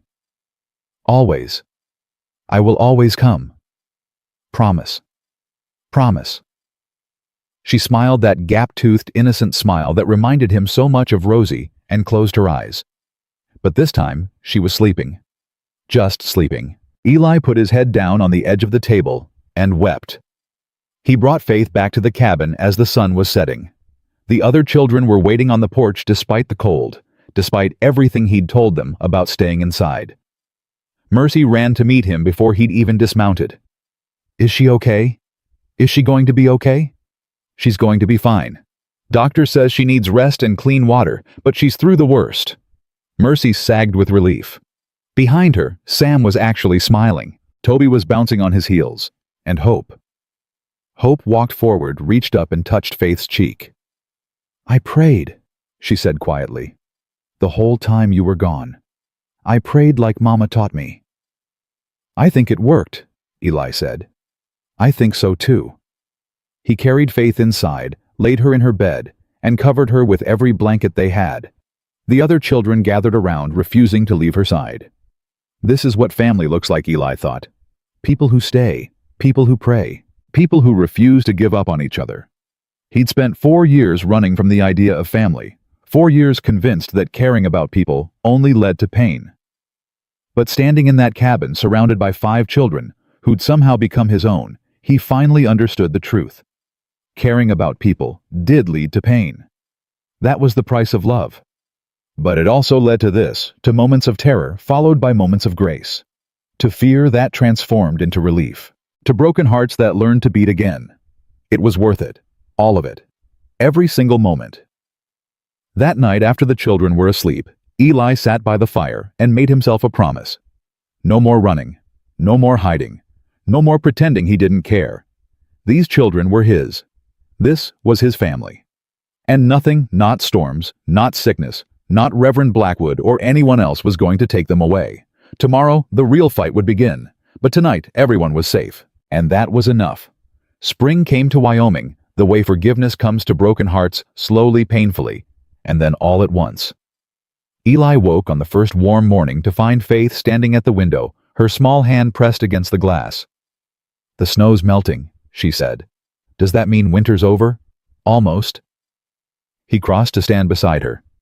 "Few more weeks, and it'll be gone completely." "Good. I don't like winter anymore." "Can't say I blame you." 3 months had passed since the storm. 3 months since Faith had almost died from contaminated water. 3 months since Eli had carried her through the snow, certain he was going to lose another child. But she'd survived. They all had. The investigation into Blackwood's Children's Aid Society had turned up exactly what Margaret Harris had predicted: records of children sold to factories, mines, and workhouses across the East Coast. 14 children placed in 3 years. 7 dead. 3 missing, the rest scarred in ways that might never heal. Blackwood had fled before the authorities could arrest him. "Gone to ground," Sheriff Bridger had said, standing in Eli's cabin with his hat in his hands. "Man like that, he's got connections. Safe houses. People who owe him favors. So he's just free. For now. But there's warrants out in 3 territories. He shows his face anywhere civilized, he's done." It wasn't enough. Eli wanted the man in chains. Wanted him to pay for every child he'd sold, every life he'd destroyed. But it was something. And in the meantime, there was work to do. The adoption papers arrived in April. Whitfield brought them himself, riding out from Cheyenne with a briefcase full of documents and a smile Eli had never seen on a lawyer's face before. "It's official," Whitfield said, spreading the papers across the kitchen table. Mercy Jane Brennan, Samuel Thomas Brennan, Hope Ann Brennan, Tobias William Brennan, Faith Miriam Brennan. Eli stared at the names, his name attached to theirs, making it real, making it permanent.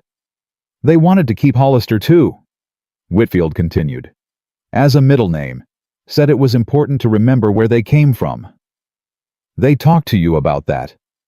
They talked to everyone about that, made sure we understood it wasn't negotiable. Whitfield chuckled.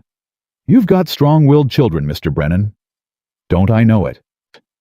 The children gathered around the table, each of them touching the papers like they were sacred texts. Mercy traced her new name with one finger. Sam read every word, checking for errors. Toby just stared, his eyes bright with tears he was trying not to shed. And Hope. Hope picked up the document with her name on it and held it against her chest. It's real, she whispered. We're really yours now. You were always mine, Eli said. This just makes it so the law agrees. What if you change your mind? What if you decide you don't want us anymore? Then I'd be the biggest fool in Wyoming. And I've been called a lot of things, but never a fool. Faith tugged at his sleeve. Papa. The word still hit him like a punch to the chest. She'd started calling him that a few weeks after the storm, when she'd woken from a nightmare and reached for him instead of Mercy. Yeah, sweetheart. Does this mean we're really a family now? Forever and ever? Eli crouched down so he was level with her eyes. We were already a family. The papers are just for other people, so they know what we already knew. What's that? That we belong to each other, all of us, no matter what. Faith threw her arms around his neck. I love you, Papa. The words cracked something open inside him, something he'd kept sealed since the fire in Kansas, something he'd thought would never heal. I love you too, Faith. The celebration that followed was small but perfect. Margaret Harris brought champagne again, and this time there was no storm threatening, no Blackwood lurking in the shadows, no fear of what tomorrow might bring. Abigail Thorne came with a cake she'd baked herself 3 layers tall, with white frosting, and 5 candles, one for each child.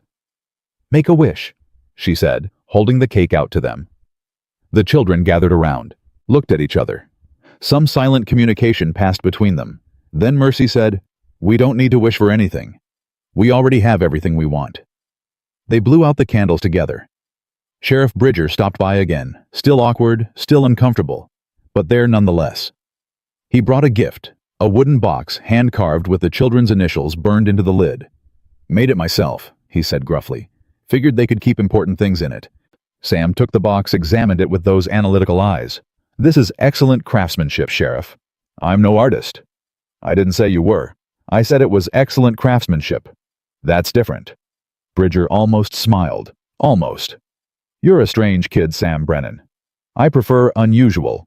Strange has negative connotations. This time, Bridger did smile. The party wound down as the sun set. Margaret left with promises to check on them tomorrow. Abigail cleaned up, refusing help as always. Bridger disappeared into the evening with a nod that said more than words could. And then it was just the 6 of them. Family. Story, Faith demanded, climbing into Eli's lap. Tell us a story. What kind of story? A happy one, with a happy ending. Eli thought for a moment. Then he said, All right, let me tell you about a man who had everything and lost it all. The children gathered close. Mercy on one side, Sam on the other, Hope and Toby at his feet, Faith in his lap. This man, Eli continued. He had a wife who loved him, and a daughter who thought he hung the moon.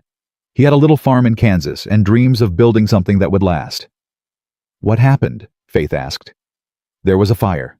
While the man was away working, a fire swept through and took everything: his home, his wife, his little girl. Everything he loved gone in a single night. The children were silent. The man wanted to die after that. Thought about it every day, but he was too much of a coward to do it himself, so instead he started running.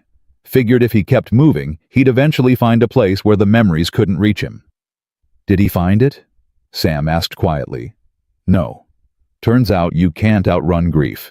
It follows you wherever you go, patient as death, waiting for you to stop long enough to feel it. So what happened? Eli looked at each of them in turn. One day, the man rode into a small town in Wyoming. He wasn't looking for anything except whiskey and a bed, but then he heard about 5 children, 5 orphans who'd been left to die by people who should have helped them. Faith's eyes went wide. That's us. That's you. What did the man do? He walked into a falling down cabin and found a girl with a knife pointed at his throat. She was 11 years old and scared out of her mind, but she was standing between him and her siblings like she'd fight the devil himself to protect them. Mercy's face flushed. The man looked at that girl and saw something he'd forgotten existed. Courage. Love. The willingness to sacrifice everything for the people you care about. Did he help them? Toby asked. He tried. It was messy and hard, and he made a lot of mistakes. But eventually those children taught him something he'd forgotten. What? Eli's voice softened. That family isn't about blood. It's about showing up. It's about choosing each other every day, even when it's hard. Especially when it's hard. Is that the happy ending? Faith asked. No. The happy ending is this. He gestured at all of them gathered close in the firelight. The happy ending is right now. The man found 5 children who needed a father, and 5 children found a man who needed them just as much as they needed him. So everyone lives happily ever after. I don't know about ever after. That's a long time and there's no telling what tomorrow will bring. But right now, tonight, yeah, everyone's happy. Faith snuggled deeper into his lap. I like that story. Me too. The children drifted off to sleep one by one. Faith first as always, her small body growing heavy in Eli's arms. Then, Toby curled up on the rug by the fire. Then Sam, who'd been reading, but whose eyes kept closing, no matter how hard he fought. Mercy stayed awake the longest. Can I talk to you? She asked quietly. Outside. They stood on the porch together, looking out at the night. Stars scattered across the sky like spilled milk, the last of the snow glinting on distant peaks. I never thanked you, Mercy said. For what? For stopping. That first day, everyone else walked past, but you stopped. You don't have to thank me for that. Yes, I do. Because you could have kept walking. Most people would have. Most people did. Her voice tightened. I spent 2 months watching this town ignore us, watching them step over us like we were garbage in the street. I stopped believing anyone would help. I almost didn't. Almost kept walking myself. But you didn't. No, I didn't. Mercy was quiet for a moment. I have something for you. She reached into her pocket and pulled out his locket, Rosie's locket. You said to hold on to it until this was over, until I didn't need proof anymore that you were coming back. Eli looked at the locket in her hand, the only thing he had left of his daughter, the only physical proof that Rosie had ever existed. Keep it, he said. Mercy's eyes went wide. What? Keep it. It belongs to you now. But it was your daughter's, and now it's yours, all of you. He closed her fingers around the locket. Rosie would have loved you, would have loved having sisters and brothers. She used to beg Clara and me for a big family. I can't. You can. You're my daughter now, Mercy. That means everything I have is yours, including the memories. Tears spilled down Mercy's cheeks. I'll take care of it, I promise. I know you will. She hugged him. Then really hugged him. Not the awkward, hesitant embraces of the past few months, but a real hug full of trust and love and gratitude. Thank you, she whispered. For everything. For saving us. You saved me right back. The first day of school came on a Monday in May. Eli walked all 5 children to the small schoolhouse 2 miles east of the ranch. Faith held his right hand. Hope held his left. Mercy. Sam and Toby walked ahead, bickering about something they were always bickering about something these days the way siblings did. Miss Hannah Price stood in the doorway watching them approach. She was young, maybe 28, with kind eyes and a no-nonsense manner that reminded Eli of Margaret Harris. Mr. Brennan, I've been expecting you. These are my children, Mercy, Sam, Hope, Toby, and Faith. The words came out easy now, natural, like he'd been saying them his whole life. Welcome to Silver Creek School. Miss Price smiled at each of them in turn. We're glad to have you. Will there be other children? Toby asked quietly. Children who look like me. Miss Price's expression softened. Not right now, Toby. But there will be children who judge you by who you are, not what you look like. I make sure of that in my classroom. Toby nodded slowly. Okay. And if anyone gives you trouble, you tell me. Understood? Yes, ma'am.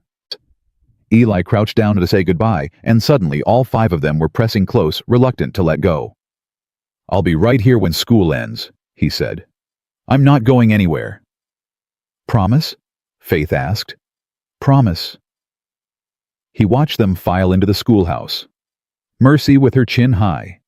Sam with his careful limp. Hope clutching her doll, she still carried it everywhere. Though she talked now, smiled now, laughed now.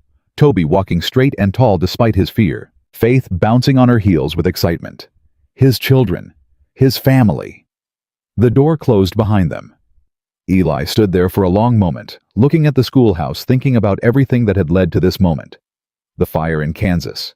The years of running. The cabin in Silver Creek. The 5 children who'd given him a reason to stop. They'll be fine. He turned. Sheriff Bridger sat on horseback a few yards away, watching with an unreadable expression. I know. Then why are you still standing there? Because I spent 4 years walking away from things. Figured I'd practice staying for a while. Bridger almost smiled. You're a strange man, Brennan. I prefer unusual. This time Bridger actually laughed, a short, surprised sound like he'd forgotten he knew how. Sam's been rubbing off on you. All of them have. Bridger was quiet for a moment. I got news this morning. Thought you'd want to hear it. Eli's body went tense. Blackwood. Found dead in a boarding house in Denver. Shot twice in the chest.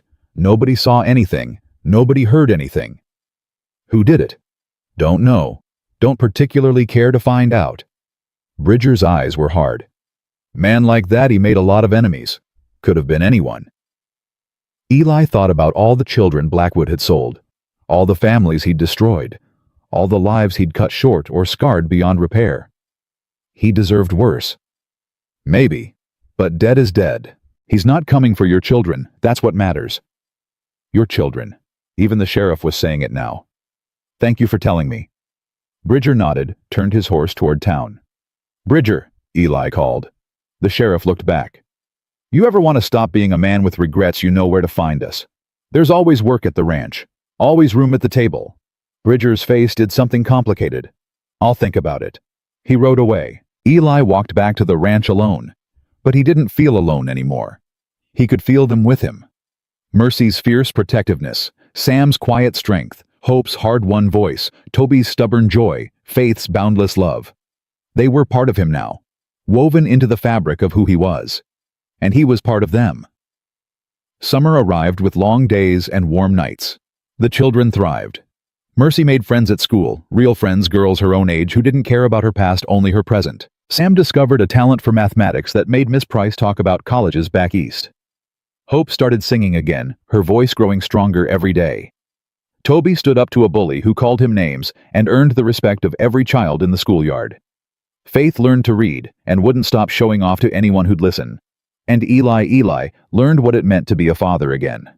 He learned that bedtime was a negotiation, not a decree. That skinned knees required bandages and sympathy in equal measure. That nightmares didn't go away just because you loved someone. You had to be there when they woke, had to hold them until the fear passed, had to prove again and again that you weren't going anywhere. He learned that patience wasn't just waiting. It was staying calm when Faith spilled milk on his last clean shirt. It was explaining long division to Sam for the 15th time. It was listening to Mercy's problems without trying to fix them. It was giving Hope space to be quiet without making her feel broken for needing it. It was answering Toby's endless questions about everything without once losing his temper. He learned that love wasn't a feeling. It was a choice you made every single day over and over until it became as natural as breathing. On a Sunday evening in late August, they gathered on the porch to watch the sunset. Faith sat in Eli's lap. Hope leaned against his shoulder. Sam and Mercy argued about something they were always arguing, those two, and Eli had learned to let them work it out themselves. Toby lay on his back, counting the first stars as they appeared. Papa, Faith asked. Yeah. Are you happy? The question caught him off guard. He thought about Clara and Rosie buried in Kansas dirt, about 4 years of running, about the night he'd ridden into Silver Creek expecting to find nothing but whiskey and oblivion. He thought about a cabin falling apart, a girl with a knife, 5 children who'd been abandoned by everyone and everything, and he thought about now. This porch, this sunset, these children, his children. "Yeah," he said, "I'm happy. Really, forever happy. I don't know about forever, but right now, tonight with all of you, yeah, I'm happy."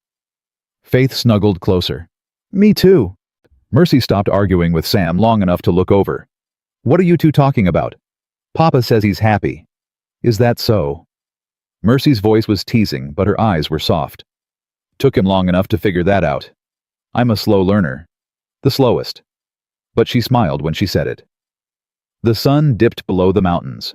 The stars came out one by one, the same stars that had watched over them through the worst of it, the storm, the sickness, the fear, the uncertainty. Eli pulled his children close and let himself feel what he'd been running from for 4 years. Gratitude, hope, love. He'd lost everything once. Had been certain he'd never recover, never heal, never find a reason to stop running. But then he'd walked into a falling down cabin in the middle of a Wyoming winter and found 5 children who needed him. 5 children who'd saved him right back. Mercy, Sam, Hope, Toby, Faith, his family, his home, his future. The man who'd been ready to die had found something worth living for, and he was never letting go. "Papa," Faith murmured, already half asleep. "Yeah, sweetheart." "Tell us a story." Eli smiled. "Once upon a time there was a man who had nothing left to lose.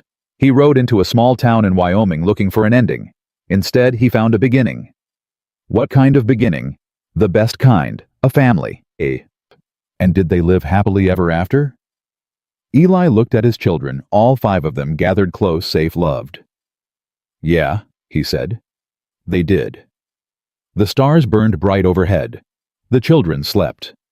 And Elijah Brennan, who had spent 4 years running from everything that mattered, finally understood what home meant. It wasn't a place. It was the people you chose to love, the people who chose to love you back, the ones who stayed. And these 5 children, these brave, broken, beautiful children, they were his, now and forever, no matter what.